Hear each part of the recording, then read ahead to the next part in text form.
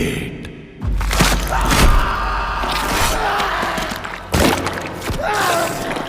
गोगा की चीखें उस गुफा की दीवारों को हिला रही थी।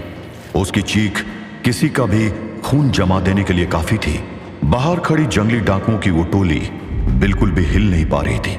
ऐसा लग रहा था जैसे सब मूर्ति बन गए हो। कुछ देर में गोगा की चीखें शांत हो गई। चारों तरफ एक अजीब सा सन्नाटा छा गया, मौत का सन्नाटा। गोगा, गोगा, तू ठीक तो है ना? गोगा, गोगा। अगले ही पल गोगा का जिस्म हवा में उड़ता हुआ गुफा से बाहर आकर गिर गया। उसकी हालत देखकर सभी डाकुओं की सांसें उनके हलक में अटक गई। गोगा, सरदार, ये गोगा तो मर चुका है। पर यह हुआ कैसे? इधर ऐसा कौन सा जानवर आ गया? तू गुफा के अंदर जाकर देख तो टोका। क्या बोल रहे हो सरदार? मैं ना जा रहा अंदर। ये गोगा का हाल देखकर तो मैं बिल्कुल ना जा रहा। टोका का डरना बनता था। अगर उस टोली का सरदार गोगा की लाश देख लेता तो वो भी अंदर जाने से मना कर देता। गोगा की लाश बिल्कुल सफेद पड़ चुकी थी। ऐसा लग रहा था जैसे उसके अंदर खून ही नहीं हो। और उसकी लाश देखकर अनीता के चेहरे पर भी अजीब से भाव आ रहे थे। टोका, तू अंदर जाकर देखना। डर क्यों रहा है? हम सब है ना इधर। ना सरदार, मैं ना जा रहा। और वैसे भी अंदर जाना ही क्यों है? इधर से कहीं और चलते हैं, इससे पहले कि वो जानवर बाहर आ जाए। हाँ, ये तूने सही बात बोली टोका। इधर से चलते हैं। ये सुंदरी की गर्मी निकालने के लिए कोई और जगह ढूंढ लेंगे। इतना बड़ा जंगल है। चलो सबके सब। और ये गोगा की लाश का क्या करना है सरदार? क्या मतलब क्या करना है? अब क्या लाश धोएंगे हम? वैसे भी उसका तो जो होना था हो चुका। चलो जल्दी इधर से निकलते हैं। उन सभी डाकुओं की हालत खराब थी। उन्होंने वहां से निकलना ही बेहतर समझा। लेकिन इससे पहले कि वो अनीता को लेकर कहीं जा पाते, एक आवाज वहां गूंज उठी। अगर जिंदा जाना चाहते हो तो लड़की को छोड़ जाओ। अभी तक वो डाकू यही सोच रहे थे कि गोगा को किसी जानवर ने मारा है, लेकिन व्लाद की आवाज सुनकर उनके अंदर का डर गायब हो गया। ओ तेरी की, ये सुना तूने टोका? ये तो कोई आदमी है। साला हम फालतू में डर रहे थे। अबे ओए, गुफा में छुप कर क्यों लड़ रहा है? दम है तो बाहर निकल। लड़की को छोड़ दो और मैं तुम सबको छोड़ दूंगा। लड़की को छोड़ दे? क्यों छोड़ दे भाई?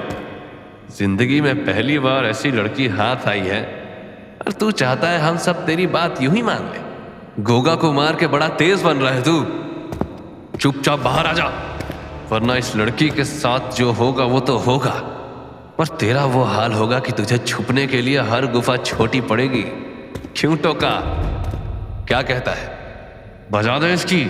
सरदार, ये जो भी है ये चाहता है कि हम गुफा के अंदर जाए। जरूर इसने अंदर कुछ इंतजाम कर रखा होगा, वरना ये ऐसे अंदर ना बुलाता। तू सही बोल रहा है टोका। देख अजनबी, हम तो ना आ रहे अंदर।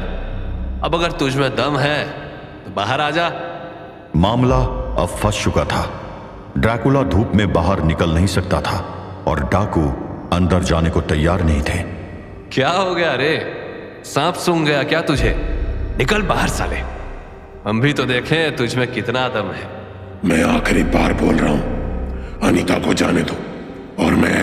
ओहो, तो ये सुंदरी का नाम अनीता है। बड़ी पुरानी जान पहचान लगती है तुम दोनों की, क्यों? सरदार, मुझे तो ये प्यार व्यार का मामला लगता है। ये जो भी अंदर से भौंक रहा है वो पक्का इसका मर्द या फिर प्रेमी होगा। सही पकड़ा रे टोका। और अब मुझे पता है कि इस डरपोक को बाहर कैसे निकालना है। ले आओ रे उस सुंदरी को यहाँ। अब जो भी होगा खुले आसमान के नीचे होगा। टोली के सरदार का आदेश सुनते ही डाकुओं ने अनीता को उठाकर गुफा के सामने सरदार के पास पटक दिया। अनीता के हाथ बंधे हुए थे। वो खुद को बचाने की हालत में नहीं थी और उसे बचाने वाला गुफा के अंदर से ये सब देखकर छटपटा रहा था। सुन बे मजनू, तेरे पास आखिरी मौका है। अगर तू बाहर आ गया तो हम तेरी सनीता को ज्यादा चोट नहीं पहुंचाएंगे, और अगर तू नहीं आया तो फिर अच्छा होगा कि तू अपनी आंखें और अपने कान बंद कर ले। व्लाद के पास अब कोई चारा नहीं था। वो अनीता के साथ कोई अत्याचार होते नहीं देख सकता था। धूप में जलकर भस्म होना उसे मंजूर था, लेकिन अनीता पर एक खरोंच भी आए ये उसे मंजूर नहीं था। वो दौड़ पड़ा गुफा से बाहर, और अब उसका भस्म होकर राख बन जाना तय था। लेकिन वो हैरान रह गया। छोड़ दो उसे, छोड़ दो। ड्रैकुला हैरान था। वो दिन के उजाले में बाहर खड़ा था, लेकिन धूप उसको न जला रही थी और न तड़पा रही थी।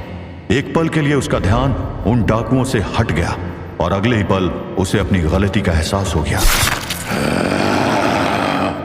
ड्रैकुला को एक तेज दर्द का एहसास हो रहा था और उसका घाव पूरी तरह भर भी नहीं रहा था। काफी लंबा चौड़ा है तू तो, और शक्ल से यहां का तो नहीं लगता। खैर, तू कहीं का भी हो, तुझे मिट्टी यहीं मिलेगी।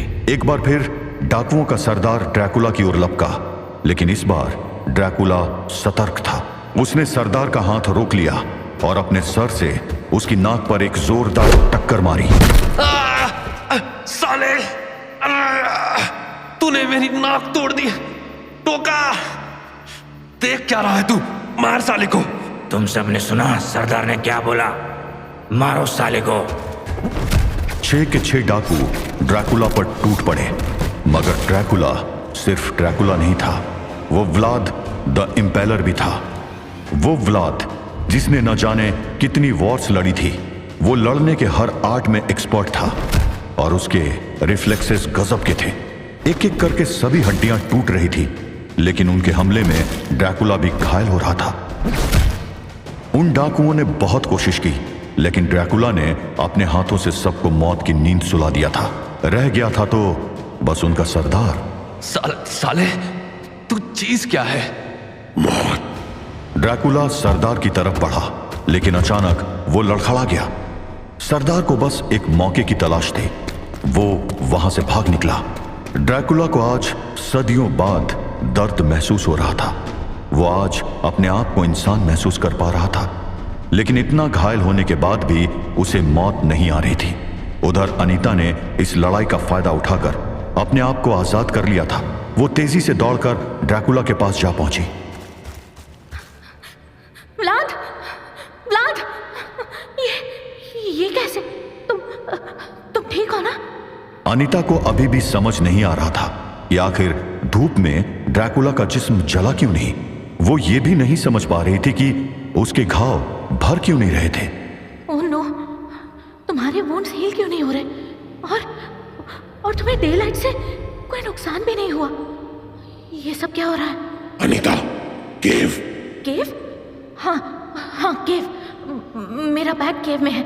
उसमें कुछ आयुर्वेदिक दवाइयां हैं, शायद तुम पर काम कर जाए। रामदास, रामदास! अनीता ने कई बार चिल्लाकर रामदास को आवाज दी, लेकिन वो बाहर नहीं आया। अनीता को कुछ समझ नहीं आ रहा था। तभी अचानक न जाने उसके दिमाग में क्या आया और वो ड्रैकुला को केव की ओर ले जाने की कोशिश करने लगी। ये तुम क्या कर रही हो? शट अप मिस्टर व्लाद, जो कर रही हूं करने दो। मैं तुम्हें गुफा के अंदर ले जा रही हूं। अनीता ड्रैकुला को गुफा के अंदर ले जाने की कोशिश कर रही थी। 7.5 फीट के उसके शरीर को खींचना अनीता के लिए बहुत मुश्किल था, लेकिन वो इंच इंच करके गुफा की ओर बढ़ रही थी। ठीक उसी वक्त मिर्जा अनवर भी एक गुफा के पास पहुंच चुका था। ये भेड़िए मुझे इस गुफा के पास क्यों लाए हैं? आखिर क्या है इस गुफा के अंदर? मिर्जा के देखते ही देखते सारे भेड़िए उस गुफा की तरफ अपने आगे के पंजे करके ऐसे झुक गए जैसे कि वो नमस्कार कर रहे हों। मिर्जा को समझते देर नहीं लगी कि उसकी मंजिल इस गुफा के अंदर ही है। वो अपने घोड़े से उतर गया। मिर्जा ने देखा कि भेड़िए अभी भी उसी तरह बैठे थे। वो थोड़ा डरते हुए आगे बढ़ा, लेकिन भेड़ियों ने कोई हरकत नहीं की। या इब्लिसू, मदद करना, न जाने अंदर क्या है। और देखते ही देखते मिर्जा गुफा के अंदर जा चुका था। उधर डोंगरगढ़ के जंगल में फ्रांसिस अभी भी अपनी तलाश में लगा था। गॉड, ये तो पूरी मौचोरी है। डेड वल्व्स, डेड बैट्स, मुझे नहीं लगता कि यहाँ कुछ भी मिलेगा। एंड इन केस अगर कुछ है भी तो इस ब्लड बाथ में उसको ढूंढना इम्पॉसिबल लग रहा है। बट मुझे इम्पॉसिबल को पॉसिबल करना है। मुझे आपकी गलती को रेक्टिफाई करना है मिस्टर अब्राहम वैन हेल्सिंग। यहाँ कोई ना कोई एविडेंस तो जरूर। अरे ये क्या? अचानक फ्रांसिस को कुछ नजर आया। वो तेज कदमों से उस चीज के पास पहुंचा और उसकी आंखें फटी की फटी रह गई। फ्रांसिस ने झट से आगे बढ़कर उस चीज को उठा लिया और अपने बैग में रख लिया। यह आर्टिफैक्ट यहाँ कैसे आया? बहुत पढ़ा और सुना था इसके बारे में, बट ये यहाँ कैसे? एनीवेज, जो भी हो, इट इज गुड कि मैं ओमकार का पीछा करते हुए रूट से पहले यहाँ पहुंच गया। अगर ये उसको मिल जाता तो। Pastor Francis! Oh no.